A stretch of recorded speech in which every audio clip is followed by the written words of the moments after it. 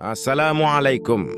Ramadan is almost upon us, a month of mercy, forgiveness, and a golden opportunity to reset our lives. But we all know the feeling. The month begins, and before we can truly find our spiritual rhythm, the days slip away. The secret to a transformative Ramadan isn't just in the fasting itself, but in the preparation we do before the crescent moon even appears. Today, we are going to walk through a comprehensive pre-Ramadan checklist and a 30-day roadmap for your body and soul, ensuring this year is your most meaningful one yet. Preparation starts in the heart. Before we talk about dates or prayer beads, we must talk about intention. Ask yourself, what is my why this year? Take a notebook and write down 3 specific spiritual goals. Perhaps it is mastering your 5 daily prayers on time, finishing the Quran with translation, or finally letting go of a grudge that has weighed you down for years. When your goals are written, they become a commitment, not just a wish. While the heart prepares, the body must follow. The physical shock of the first few days of fasting often comes from caffeine withdrawal and dehydration. If you are a coffee or tea lover, start tapering off now. If you drink 3 cups a day, move to 1. This simple step will save you from the dreaded day 1 headache. Additionally, start increasing your water intake during the day now to hydrate your cells, following the sunnah by fasting on Mondays and Thursdays. In these weeks leading up to Ramadan is the best way to wake up your metabolism and prepare your stomach for the change in routine. Now, let's step into the kitchen. In many of our homes, Ramadan accidentally becomes a food festival where hours are spent over a hot stove while the precious hours of dhikr slip by. We need to change that narrative through smart meal prepping. Audit your pantry now. Buy your staples, rice, lentils, oil, and dates in bulk today so you can avoid the crowded markets while you are fasting. Prepare your starters ahead of time. You can pre-make samosas, kebabs, or spring rolls and freeze them. Blend your ginger and garlic pastes and chop and freeze vegetables. The goal is simple. Spend less than 30 minutes in the kitchen for iftar so you can spend more time on your prayer mat. Speaking of prayer, the Quran is the heart of this month. But finishing the entire book can feel daunting without a plan. The math is actually quite simple. The Quran has about 600 pages. If you read 20 pages a day, you finish in 30 days. To make it even easier, read just 4 pages after every fard prayer. By the time you finish Isha, you've completed your daily portion without feeling overwhelmed.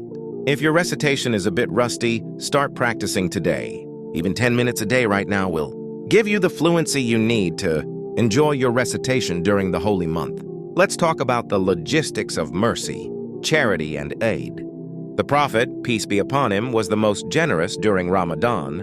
Calculate your Zakat now. Identify the families or organizations you want to support so that when the month begins, your charity is intentional and organized. And here is a piece of advice that will save your sanity. Do your Eid shopping now. The last 10 nights of Ramadan are the most sacred nights of the year, meant for seeking Laylatul Qadr. Don't spend those nights in a shopping mall or waiting in line for a tailor. Buy your gifts and clothes before the first of Ramadan, so your focus remains entirely on Allah when it matters most. Organization at home also plays a huge role in your mental state. Create a sanctuary. In your house, a dedicated prayer corner or a Salah nook.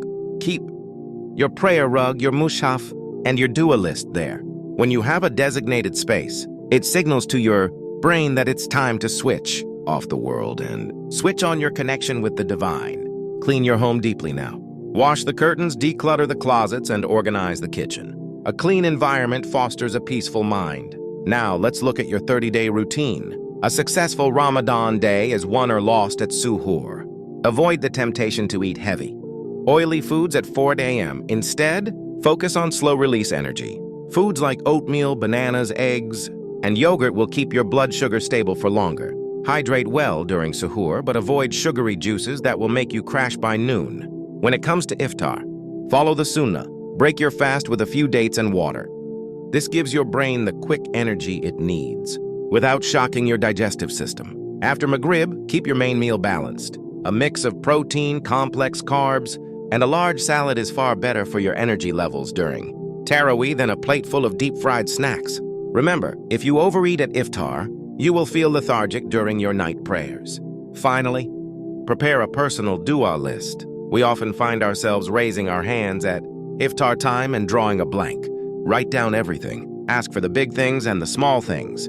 Ask for your parents, your children, the oppressed across the globe, and for your own hidden struggles. This list will be your companion during the quiet moments of the night and the emotional moments before the Adhan. Ramadan is a guest that visits once a year and leaves quickly.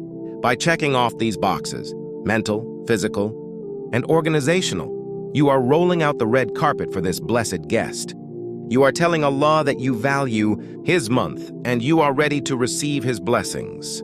May this Ramadan be the one that changes your life forever. May your fasts be accepted, your prayers answered, and your soul purified.